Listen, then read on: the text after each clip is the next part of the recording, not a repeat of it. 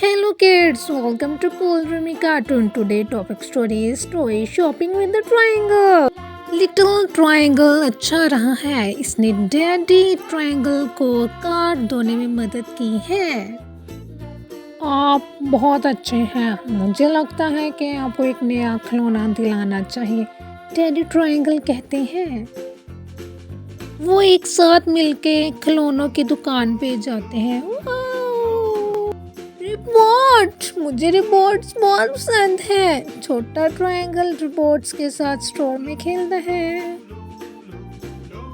एक scooter, I love scooter. छोटा triangle उसे आजमाइशी सवारी के लिए ले जाता है। Race car, I love race car. छोटा ट्रायंगल कंट्रोलर के साथ गाड़ी चलाता है। Helicopter, I love helicopter. छोटा ट्रायंगल गेम रेस के साथ खेलता है। यप्पी।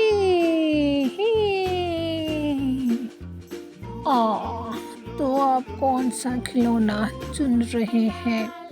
डैडी ट्रायंगल जुमाई लेते हुए कहते हैं। मुझे लगता है कि हमें कल वापस आना चाहिए, मैं फैसला नहीं कर सकता।